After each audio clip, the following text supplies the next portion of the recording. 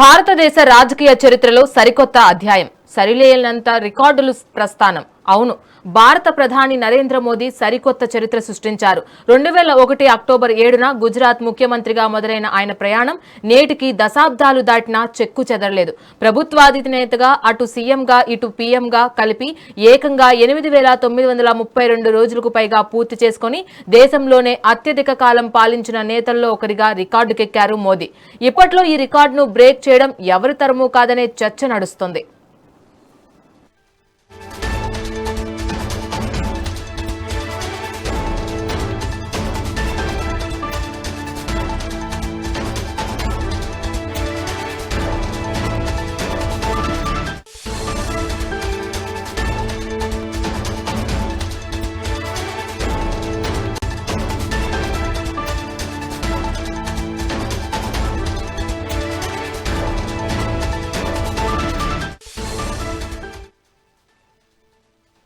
మోదీ అంటే కేవలం రికార్డులు మాత్రమే కాదు, దశాబ్దాలుగా నలుగుతున్న సమస్యలకు విప్లవాత్మక పరిష్కారాలు. కాశ్మీర్లో ఆర్టికల్ 370 రద్దు కావచ్చు, కోట్లాది మంది హిందువుల శతాబ్దాల కల అయిన అయోధ్య రామాలయ నిర్మాణం కావచ్చు. మోదీ మార్క్ నిర్ణయాలు దేశాన్ని ఊపేశాయి. మేక్ ఇన్ ఇండియా స్లోగన్తో భారత్ను గ్లోబల్ మ్యానుఫ్యాక్చరింగ్ హబ్గా మార్చడం, ఆపరేషన్ సింధూర్ ద్వారా ప్రపంచ దేశాల ముందు భారత్ అస్త్ర సామర్థ్యాన్ని, రక్షణ రంగాన్ని చాటు చెప్పడం మోదీకే సాధ్యమైంది. డిజిటల్ ఇండియా విప్లవంతో రూపాయి మారకుండా నేరుగా పేదల అకౌంట్లోకే సంక్షేమ పథకాలు అందుతున్నాయి.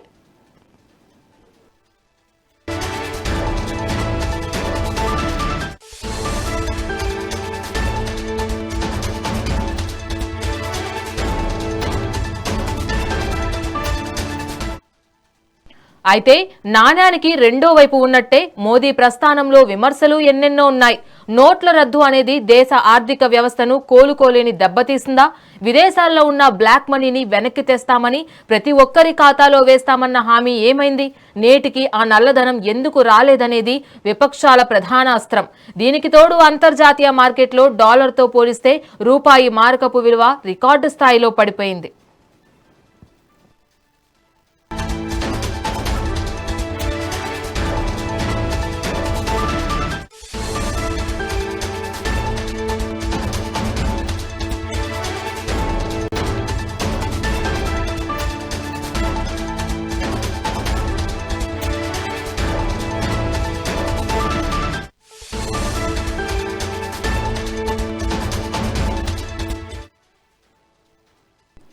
మోదీ అంటే కేవలం రికార్డులు మాత్రమే కాదు, దశాబ్దాలుగా నలుగుతున్న సమస్యలకు విప్లవాత్మక పరిష్కారాలు.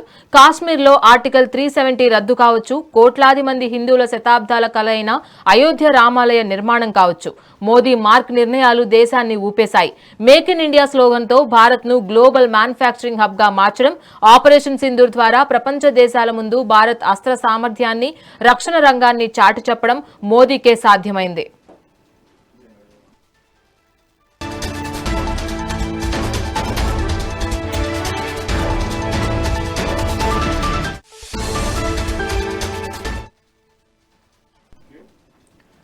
నేరుగా పేదల అకౌంట్లకే సంక్షేమ పథకాలు అందుతున్నాయి. అలాగే మరి ఈ విజయాల వెనుక, ప్రత్యేకించి మోదీ విజయాల వెనుక ఉన్న అసలు సీక్రెట్ ఏంటి? వీటన్నిటిని గురించి మనతో మాట్లాడేందుకు విశ్లేషకులు సిద్ధంగా ఉన్నారు. బండారు రామ్మోహన్ రావు గారు, సార్ చెప్పండి, మోదీ సక్సెస్ సీక్రెట్ ఏంటి? అండ్ అలాగే ఇప్పుడు ప్రతిపక్షాలు కూడా మోదీని కొంతవరకు విమర్శిస్తున్నాయి. మరి వీటన్నిటికి మీరేం చెప్తారు?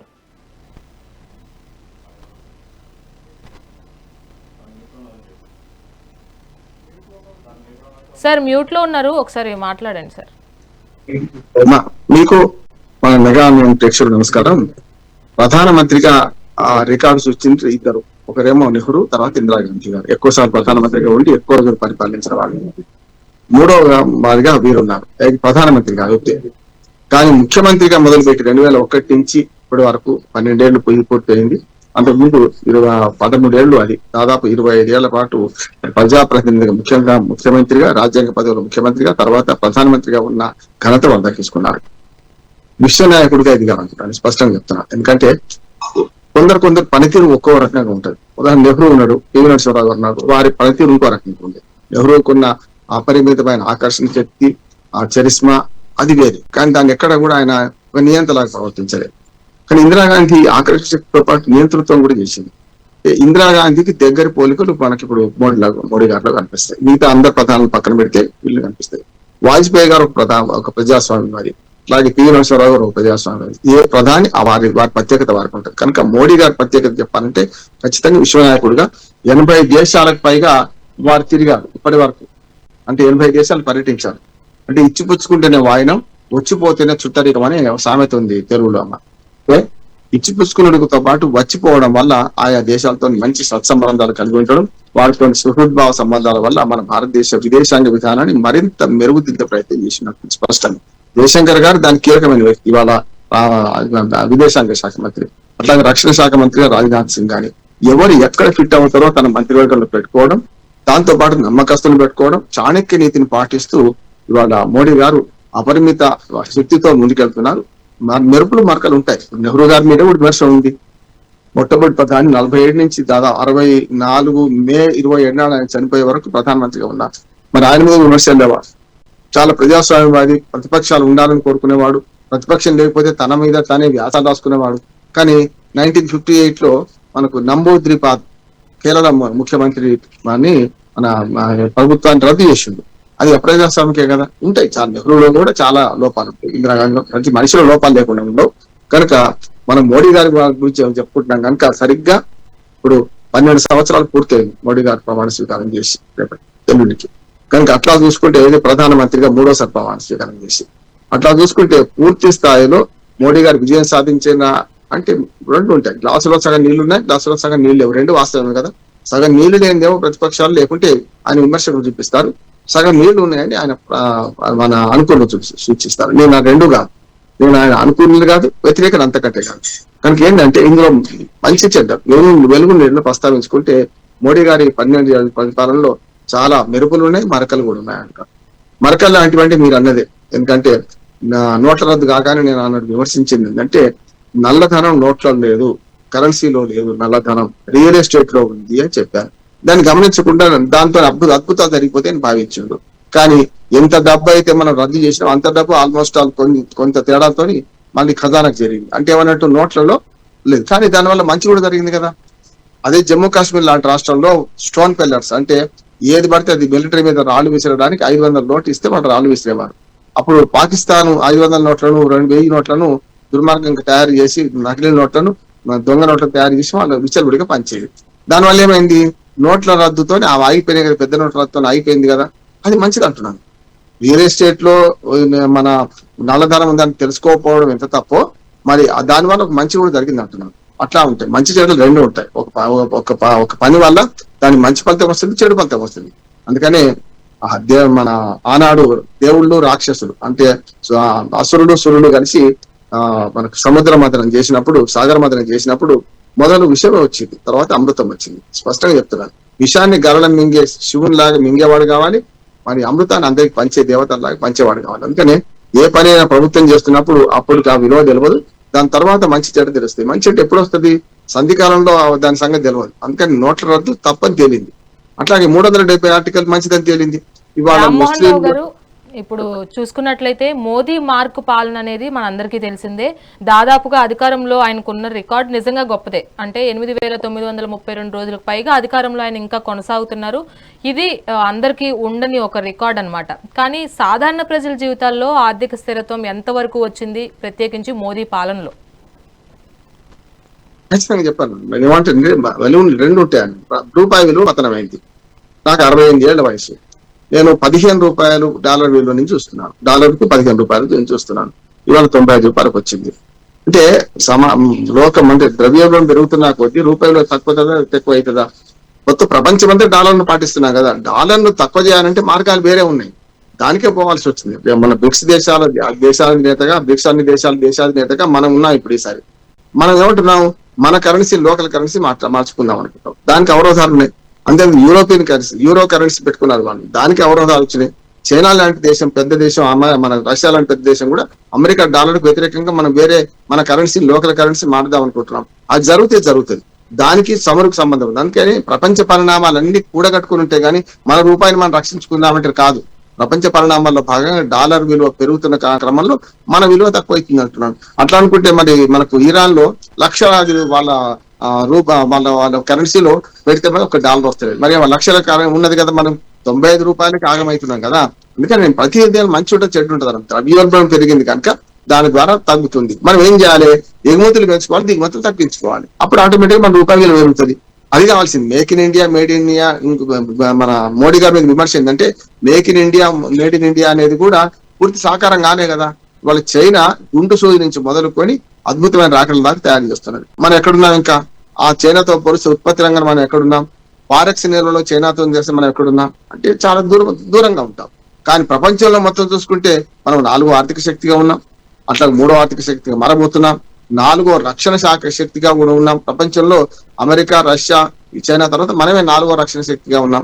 కనుక ఇవన్నీ మనం పోలిక దేన్ని తీసుకుంటుంది. ఎందుకంటే నేను గ్లాసులో సగం నీళ్లు ఉన్నాయి మోడీ పరిపాలన, అది వాస్తవం.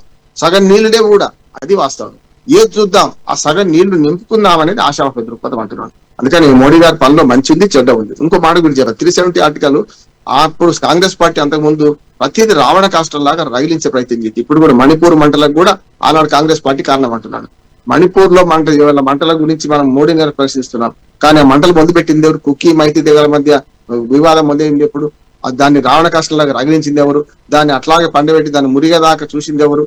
అందుకని ఏమంటానంటే సమస్యలు ఉంటాయి, సమాజంలో సమస్యలు ఉంటాయి. ఒకే రోజు సమస్యలు పోవు, ఒకే రోజు సమస్యలు రావు అంటున్నాను. కొత్త సమస్యలు ఉత్పన్నం అవుతుంటాయి. దాన్ని బాగా చేస్తారు.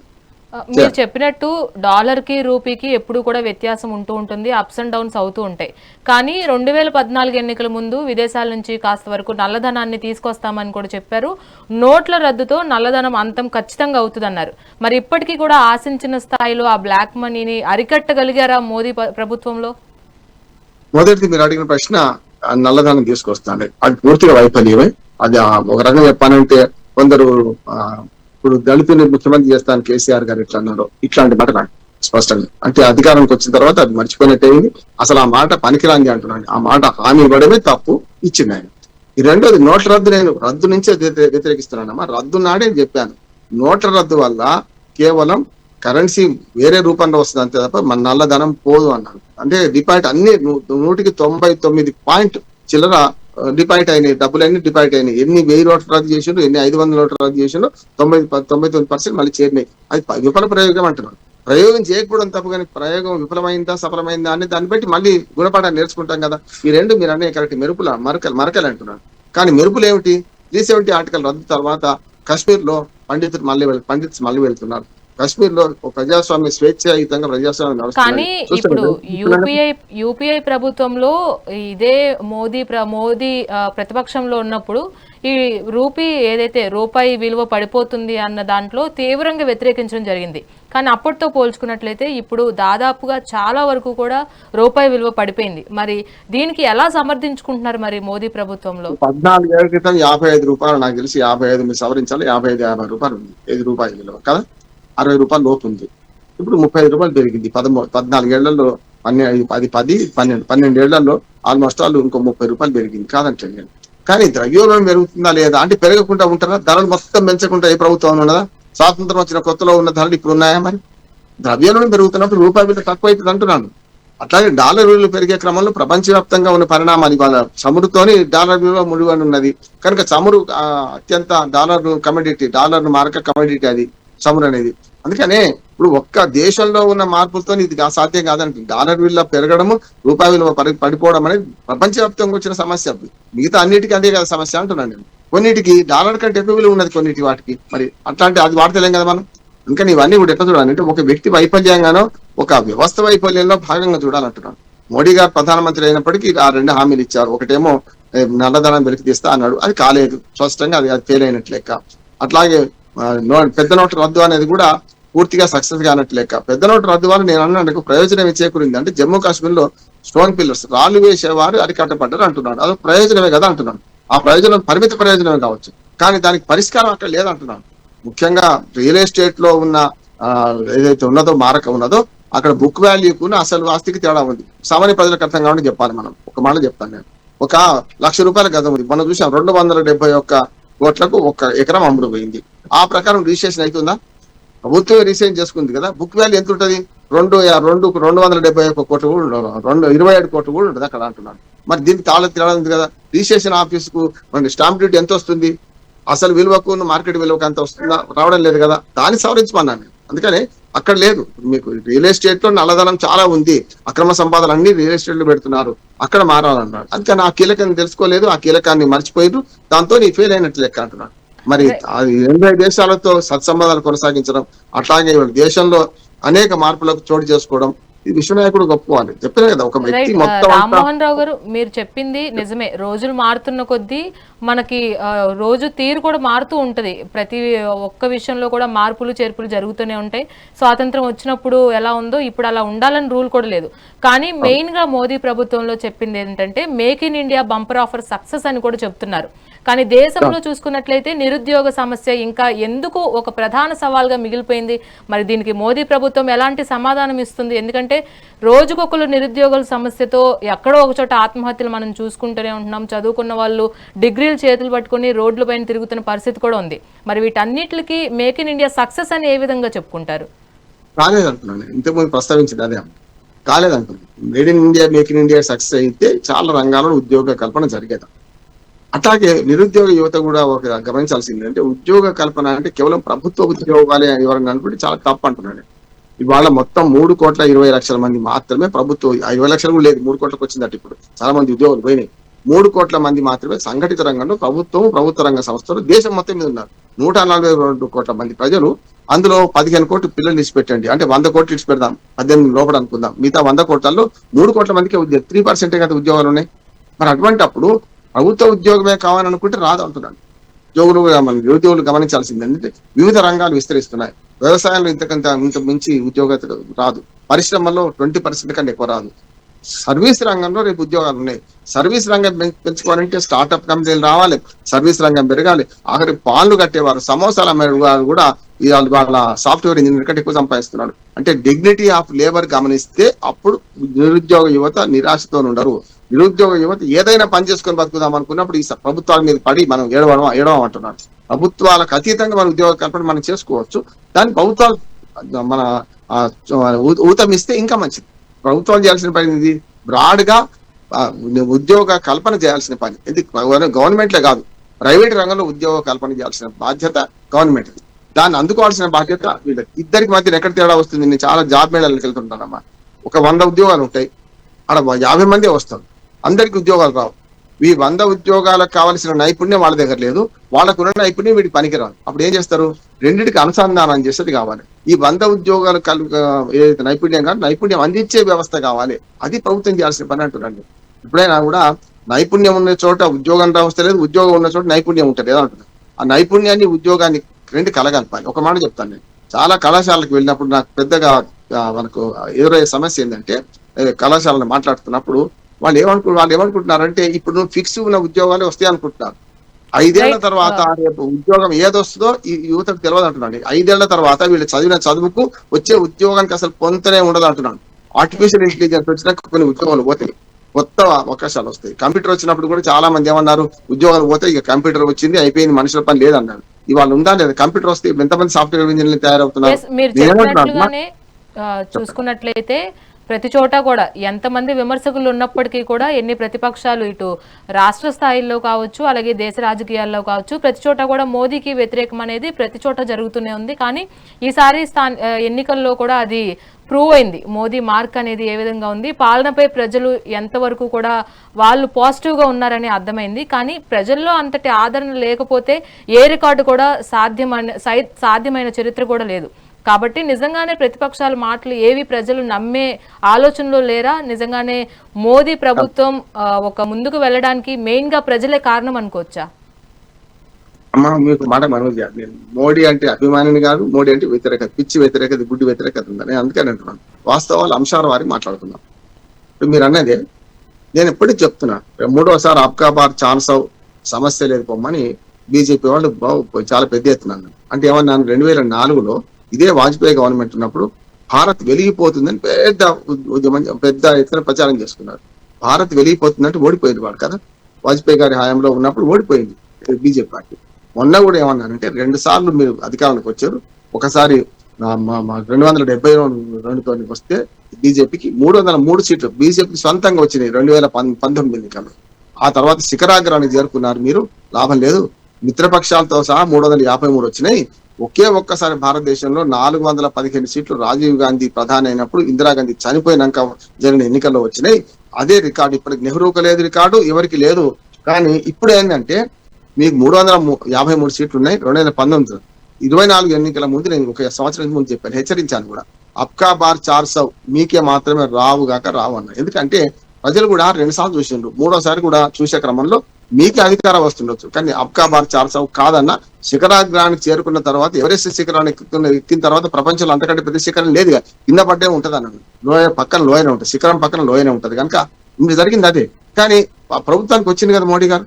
నేనేమంటున్నానంటే మిత్రపక్షాలతో కలుపుకొని ప్రభుత్వానికి వచ్చింది కదా, జో జీతా ఓ సికందర్, ఎవడు గెలుస్తాడో వాడు మనగాడు. ఇప్పుడు ఏమైంది, భారతదేశానికి 3వసారి ప్రధానమంత్రి అయ్యింది ఆయన లోపాలు చాలా ఉన్నాయి, అవి పరిగణించుకోవాలి. అంటే ఒక మాట చెప్తానమ్మా, ఇప్పటిదాకా ప్రభుత్వాలు అంటే కేంద్రము రాష్ట్ర ప్రభుత్వాలు గతంలో ఉన్న చిన్నప్పుడు కేంద్ర ప్రభుత్వం రాష్ట్ర ప్రభుత్వం అనేవాళ్ళు.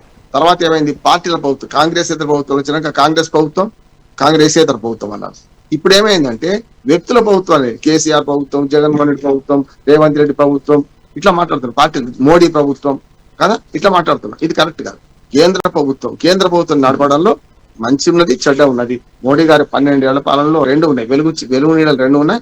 వెలుగు నీడల్లో వెలుగు ఎక్కువ అని బీజేపీ వాళ్ళు అంటారు, చీకటి ఎక్కువ కాంగ్రెస్ వాళ్ళు అంటారు, లేకుంటే ఇతర పక్షాలు అంటే.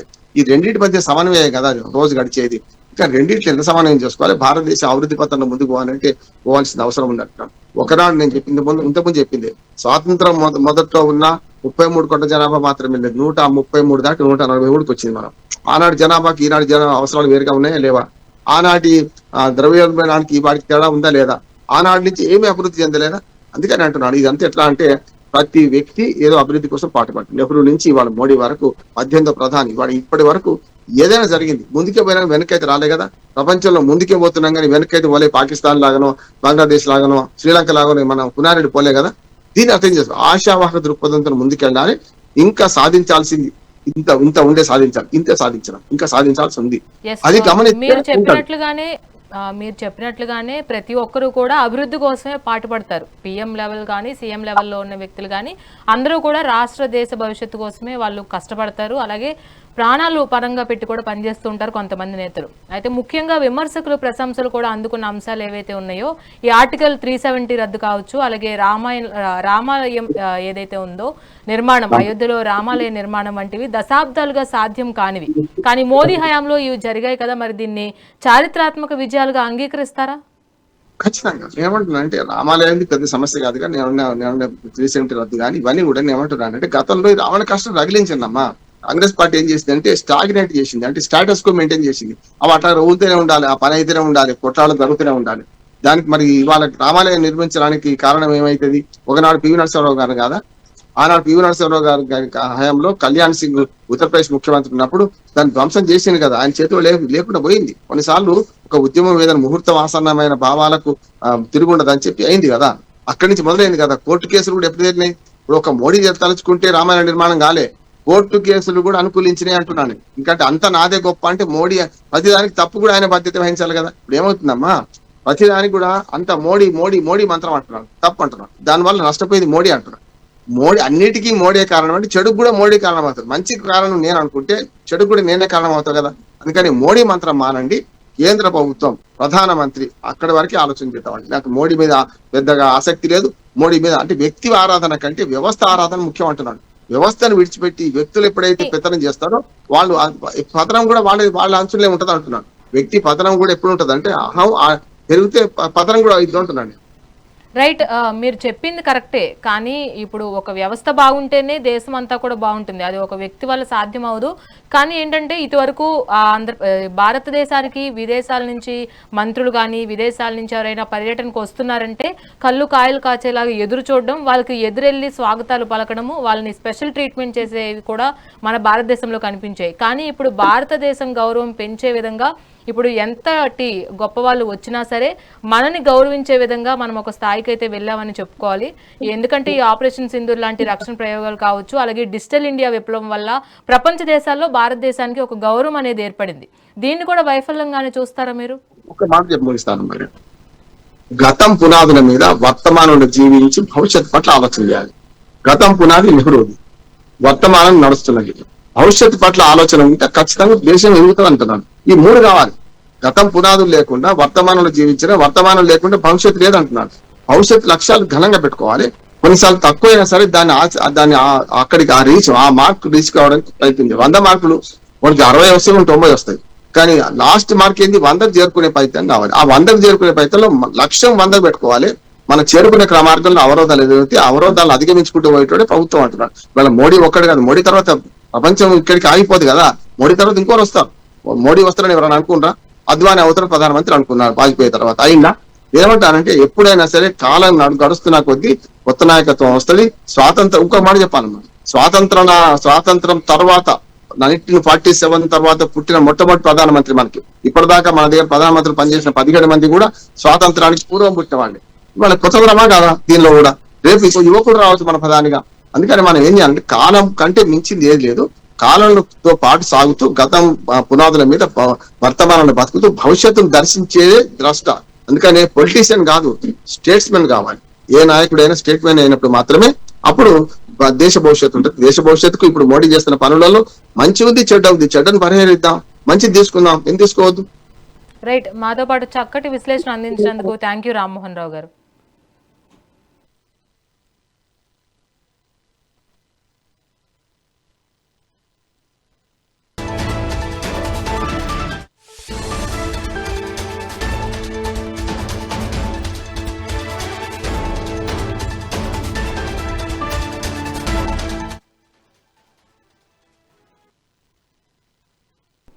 రైట్, ఇవి బులెటిన్ అప్డేట్స్. ఇక మరిన్ని అప్డేట్స్ కోసం చూస్తూనే ఉండండి మెగా 9 టీవీ.